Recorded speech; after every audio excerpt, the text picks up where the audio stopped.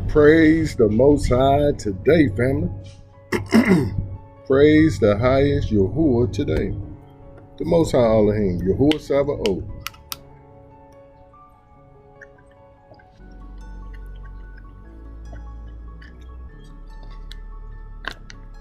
The captain of heavens and earthly armies. Forgive me, family, I ought to know better by now than not to get a sip of water. Starting off, I do hope everyone is well today, family, and that you're able, like myself, to get out and enjoy this day. It's a gorgeous day here in the Carolinas, family. Nice breeze blowing, cool day, not too cool. Sun is nice, bright. Blue sunny, blue skies and sunny day. Hallelujah. We do have a grand idea to share today, family. It's one of encouragement. And I really was hesitant about this idea this morning with this AM.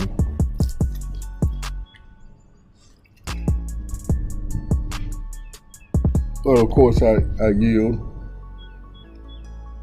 and say whatever you say, I say. Whatever you do, I do. Just as Yahushua. So the name of this idea is, we were scattered to the four corners. Now it's harvest time. Or we were scattered into the four corners. Now it's harvest time. Robert, what are you talking about today? Yasharal, the Most High's chosen people. He had a plan from the beginning. And we don't always see it that way. We think it's a surprise to him that we're where we're at in the land of our enemies, being oppressed, enslaved and oppressed. But he knows it all. He saw it all. He planned it all. He allowed it all in order to get a full harvest. And we'll read about it. Let's look at Genesis 15, 13 through 14. And we're going to read a little today. We're going to get into this idea through the word of the Most High, through Yahuwah's word. In Genesis 15, 13 through 14, the plan from the beginning. Then Yahuwah said to Abram, you can be sure that your descendants will be strangers in a foreign land where they will be enslaved and oppressed for 400 years. But I will punish the nation that enslaves them, and in the end, they will come away with great wealth. Okay, we know the story. We've been here 400 years. The Most High spoke this a long time ago because he knew what was going to happen. He knew we was going to be hard-headed. As the text says, that we will come to know ourselves in the land of our captivities because he knew we were stiff-necked. Because he knew we were stiff-necked. But this is a script. I think Moshe said this in Deuteronomy. I put the where it's found in the recording. Then Yahuwah will scatter you among all people from one end of the earth to another, and there you shall serve other Elohims, which neither you nor your fathers have known, wood and stone. Christianity and Islam, we went over this hundreds of times. And among those nations, you shall find no rest, nor shall the sole of your foot have a resting place. But there Yahuwah will give you a trembling heart, failing eyes, and anguish of soul. Your life shall hang in doubt before you. One version says your life shall hang in the balance. You shall fear day and night, and have no assurance of life. That's how we all feel once the police get behind us. Yep. In the morning you shall say, oh, that it was evening. And at evening you shall say, oh, that it were morning. Because of the fear which terrifies your heart, and because of the sight which your eyes see. And Yahuwah will take you back into Egypt in ships by the way which I said to you, you shall never see it again, if you act right. And there you shall be sold to your enemies as male and female slaves, but no one will redeem you. And plenty have tried. Malcolm talked about it. Martin tried. So many tried, came and gone. But Yahuwah said he's going to gather us. He's the one that scatters. And Jeremiah 49:36 speaks on this happening. And I will bring upon Elam the four winds from the four quarters of the earth. And I will scatter them to all these winds, and there shall be no nation to which the exiles of Elam shall not come. Like I said, it's saying that he will destroy us. And that's what he's done here in the land of our captivities. It shows the similarities of being destroyed and being planted as a seed. Because we know when a seed goes into the ground, it dies. But let's see what else he says about that destroying. We see that in Ezekiel 37:1-14. The hand of Yahuwah came upon me and brought me out in the Ruach of Yahuwah and set me down in the midst of the valley. And it was full of bones. And we know this valley is the entire earth. Then he caused me to pass by them all. And behold, there were very many in the open valley. And indeed, they were very dry. And he said to me, Son of man, can these bones live? So I answered, O Yahuwah, you know. Again he said to me, Prophesy to these bones and say to them, O dry bones, hear the word of Yahuwah. Thus says Yahuwah to these bones, Surely I will cause breath to enter you, and you shall live. I will put sinews on you, and bring flesh upon you, cover you with skin, and put breath in you, and you shall live. Then you shall know that I am Yahuwah. So I prophesied as I was commanded, and as I prophesied there was a noise, and suddenly a rattling, and the bones came together, bone to bone. Indeed, as I looked, the sinews and the flesh came upon them, and the skin covered them over, but there was no breath in them. Also he said to me, Prophesy to the breath, prophesy, son of man, and say to the breath, Thus says Yahuwah, Come from the four winds, O breath, and breathe on these slain, that they may live. So I prophesied as he commanded me, and breath came into them, and they lived, and stood upon their feet an exceedingly great army. Then he said to me, Son of man, these bones are the whole house of Yasharal. They indeed say, Our bones are dry, our hope is lost, and we ourselves are cut off. What do they mean when they say they cut off, family? They cut off from their land. They were scattered. Because the Most High had to uproot them and plant them somewhere else. Part of his plan, though. Therefore prophesy and say to them, Thus says Yahuwah, Behold, O my people, I will open your graves and cause you to come up from your graves and bring you into the land of Yasharal. Then you shall know that I am Yahuwah when I have opened your graves, O my people, and brought you up from your graves. I will put my Ruach in you, and you shall live, and I will place you in your own land. Then you shall know that I, Yahuwah, have spoken it and performed it, says Yahuwah. Oh boy. Family, this is a most important script. Now it takes us from being seeds to dry bones. But both were planted in foreign lands. See, these are the examples the Most High uses, so we'll know who he's speaking of. He's talking about his chosen people that he prophesied to Abram a long time ago, saying this is what's going to happen, but it's part of my plans. And I'm sure Abram, being Abram, Abraham asked him, why were they hard-headed?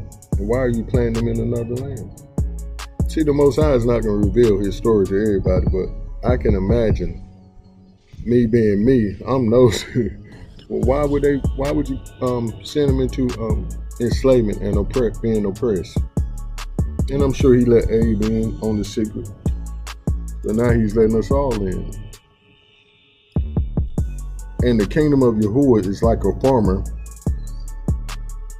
refers to a parable told in the Gospels or the Besorah of Mark and Matthew.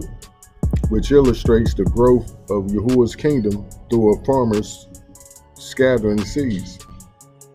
See, this was the Most High's plan altogether, family. All the time was growing his kingdom. But he was going to expedite his growth. He wasn't going to wait around and let it come slow. He was going to expedite his seed. And the main seed we know who he's speaking of is Yahushua, who died and was planted and rose in 3 days. But that wasn't the end of the story. No.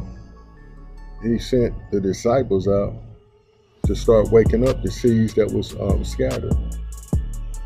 And then he woke us up and sealed us and is having us to wake up our brothers and sisters. The rest of the seeds, the rest of the dry bones. And this is the rattling that the text was speaking of as far as the dry bones. We're making noise. The Ruach has came in us and woke us. Now we're spreading this word. We're spreading his Basura, the good news.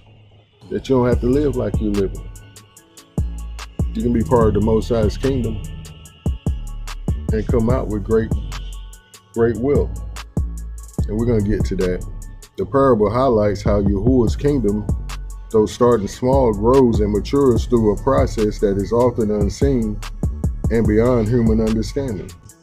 Yeah, most folks don't understand it. I thought the Most High's people were done away with. But yet and still we give to those people who say they are, but they're not.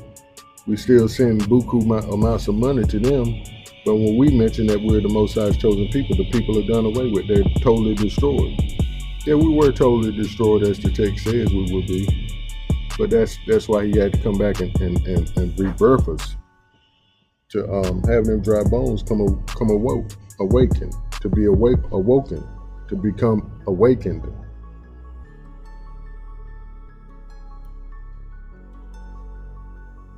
Yes, it's beyond human understanding, which culminates into a future harvest. And we're seeing this harvest now, family.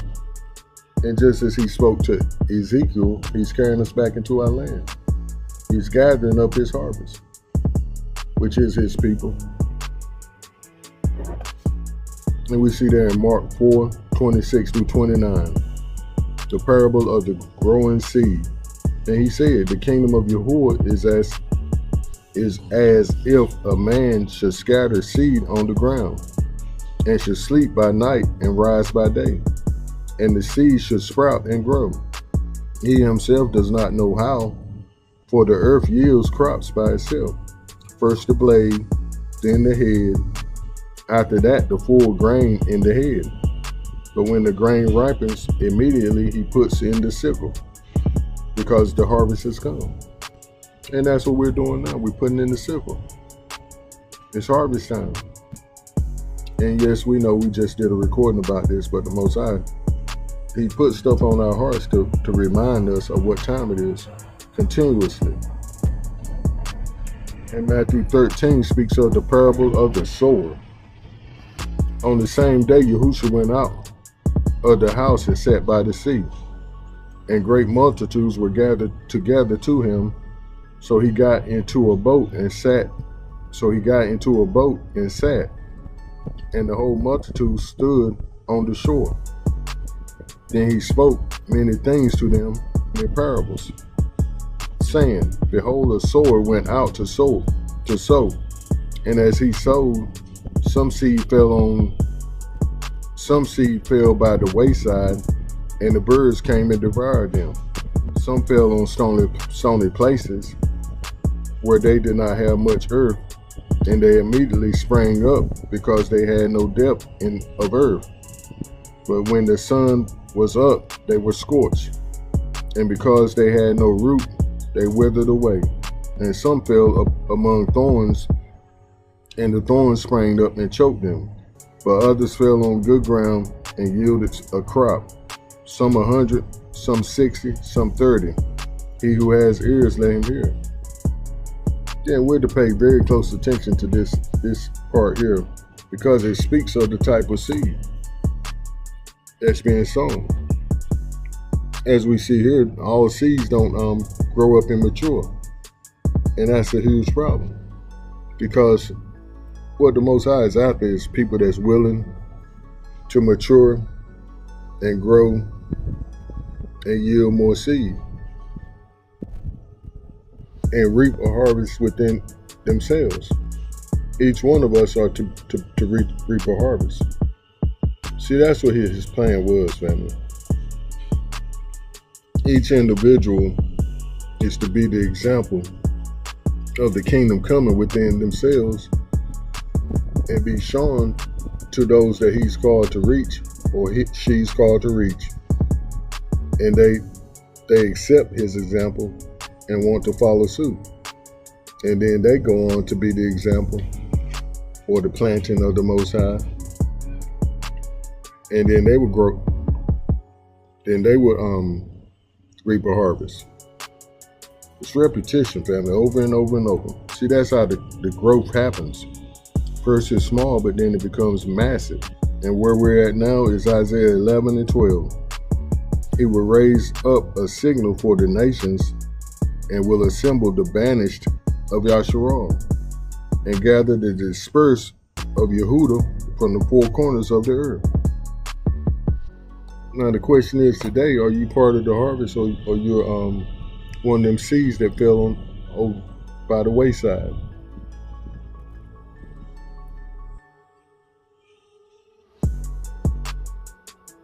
Because you chose not to bear fruit. You chose not to mature. You heard the alarm go off and said, "Nah, I don't want that. It's too much responsibility." And see, that's where most of our folks miss the mark. They're like, "Nah, I don't want that. I'm having too much fun. I don't want the sacrifice. I don't want the responsibility of being the Most High's chosen." See, that's why most of us enjoy this Christianity religion, because there's no responsibility. All you have to say is, "Lord, forgive me, I was wrong," and go right back out and do the same thing over. That's why I didn't want to hear nothing about commands, laws. Well, how are you going to enter into his kingdom if you don't follow the laws? You can't, and it's not going to happen. But this is why most won't make it. And yes, we said most, not some, most. The text says 2/3 are not going to make it. And that's of Yasharal. So that lets you know how many on this whole earth aren't going to make it either. A lot, I believe. Maybe I'm wrong. The Most High knows his number. It could have a lot to do with the seeds that's being scattered, because they refuse to mature and grow and be the example of the kingdom that the Most High called them to be. Then the people they're called to aren't going to make it either. But like I said, the Most High knows who's gonna follow him and not, who's gonna choose him and not. But it makes me think. I think questions like this. I think stuff like that, family, because I think very deeply. But we were seeds scattered into the four corners. Now it's harvest time. We were seeds scattered into the four corners. Now it's harvest time. I think the Most High put this out there, family, because it reminds us of where we're at right this moment and our responsibility. Like I heard an old preacher say, you can't enter into the Most High's kingdom without taking someone with you. You can't go stag.